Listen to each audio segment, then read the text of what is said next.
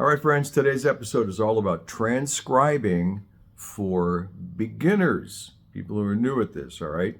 Transcribing, what is that? Well, that's copying a solo of, it could be any instrument, could be a singer, but essentially copying it so that you can play it, reproduce it on your saxophone, transcribing a solo, all right? I'm going to give you the hack up front, all right? I'll give you the hack up front, and then I'll give you the explanation after I give you the hack, so you don't have to sit here and listen to me pontificate about what this is all about. I know you'd rather actually get right to it and try it out and see if it works. All right, so here's the hack. Transcribing for beginners. Here it is. You don't have to transcribe the whole song, unless, of course, you're in Berkeley College or you're in North Texas, or one of those fine institutions, you probably wouldn't be watching this video anyway. But if you're your basic saxophone student who's looking to have fun on the jams, on the weekends, or play with a rock band or a jazz band or something like that in your spare time, this is for you. So take it to heart. You do not have to transcribe the whole solo, the entire solo. We'll leave that for the people who are going to get, try to get a degree in jazz performance or music performance of some kind. You and I just transcribe a piece, all right? Figure out what it is you like. Find the part of that solo that you really dig. Let's just say, how about Steely Dan's Asia? How about Black Cow or Deacon Blues? All right, that beautiful Pete Chrisley solo, Deacon Blues. Just get a piece of that you really dig. Nothing more than, say, 4 measures. 4 measures at the max, okay? Now, there are so many different applications that you can use to loop that and play it over and over and over. I won't go through them. You probably already use something like that anyway in your practice, but what you want to do is loop that and listen to that solo, or at least just that piece of that solo, so often that one morning you wake up and you find yourself humming it to yourself. You're singing it to yourself. And you can walk down the street, walk your dogs, and you can do that solo in your head. That's where you want to be with any sort of transcribing. The worst thing you can do is try to transcribe note per note while you're listening in play. You want to get it to where you've got this thing memorized, and that's where the magic happens, okay? That's when you can start transcribing. I prefer that you transcribe directly to your horn. What the heck do you mean by that, Dave? Transcribe to the horn instead of writing it down. You don't have to write it down. Once again, you're not in a college program. You're not getting a grade for this. This is about you picking up some skills in the time-honored, traditional way that we all learned how to play our instruments, okay? I want you to do it by ear. I want you to catch it by ear. I want you just to get that solo and be able to reproduce it. And as you get better at it, I want you to incorporate the dynamics, the articulation, notes that, say, are attacked, notes that are ghosted, things like that. You will learn so much by doing this that even if it's only just a few bars, a few measures, you will be amazed at how your playing improves. Now, how do you use this as you move on and you start, say, trying to incorporate this into your solo work? Well, you do it willfully. You say, I'm going to try to work some of this stuff in to my solo work. One of my students is working on the Paul Desmond Take 5 and did a little piece of that solo. And then I said, well, why don't we let's take something very easy, say Blue Monk, and let's start to use some of this stuff in Blue Monk. Some of the arpeggiating, stabbing the high notes, really ghosting the lower notes, combining staccato with legato. It was just willfully try working that into your solo.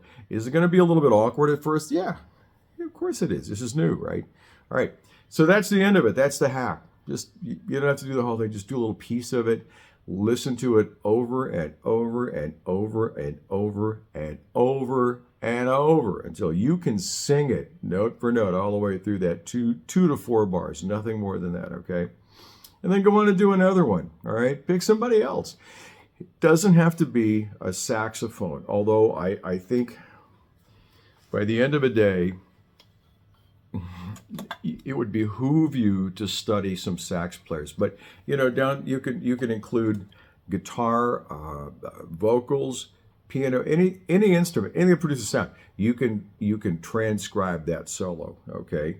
But why don't we stick to saxophone here in the early days of your transcribing adventure? Okay, now listen, you can take off if you're done.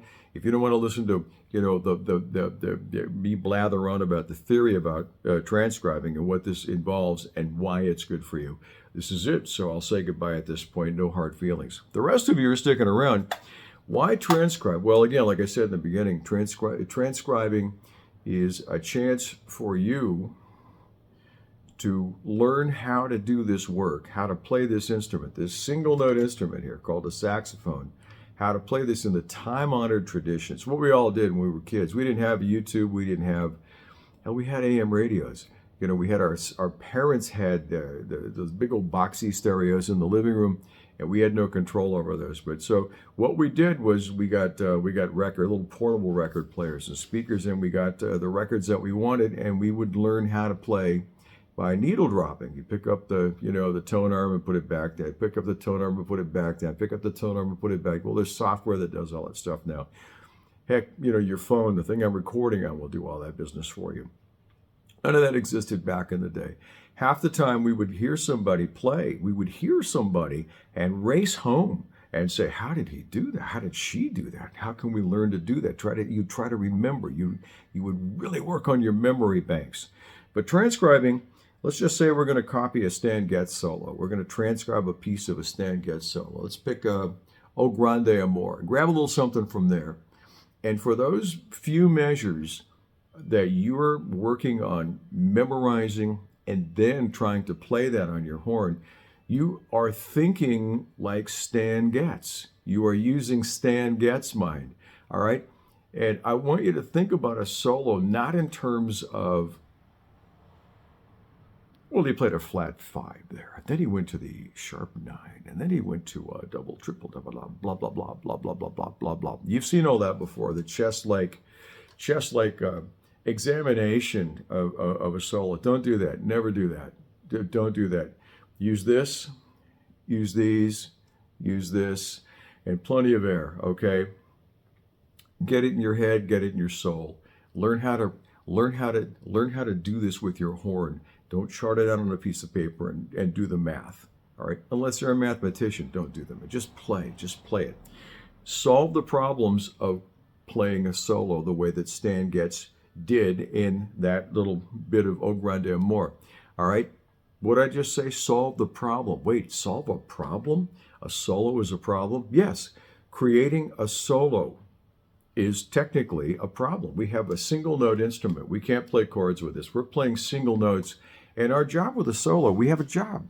We have the charter of solo is that we are to tell a story. We have something to say with this, right?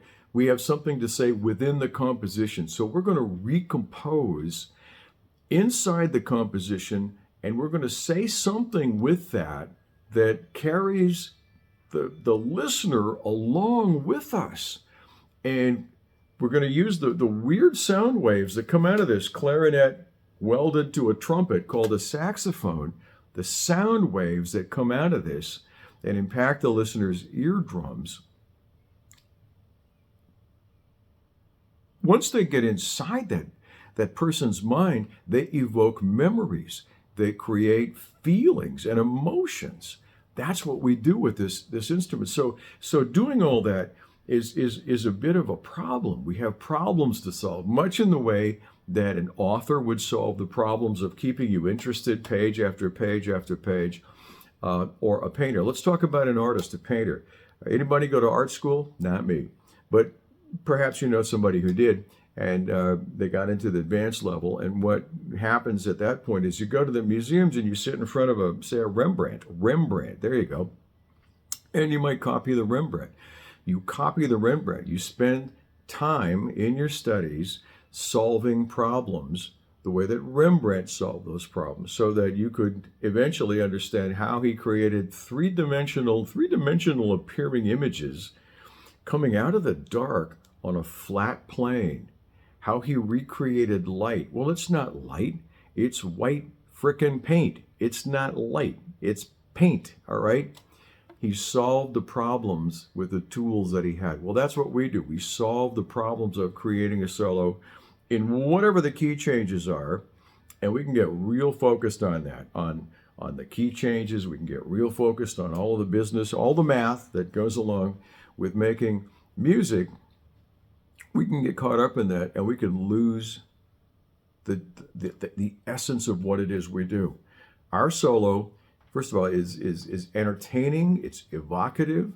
It creates the illusion of movement through the use of tension, devices that create tension and release. And that's how we get the job done. That's how we solve the problems of creating a solo with this single note instrument in the context of a band. All right. So there you go. Questions? Reach out to me. I'll put my contact information below. And I've got a couple of openings in the studio. Be happy to take you on in a Zoom context. I'm putting Zoom packages together, and I'll also put some more of that in the description below. Hey, if this helped you, you know what they all say, hit that love button, right? And subscribe. I'll keep at this. I took a little break for a while, and I'm not going to bore you as to why. I just got extremely busy, and I'm back, so I'll be putting up regular videos. And if you have any ideas or questions, please reach out. I'll get back to you. All right. Thanks for being here. I'm out. Take care.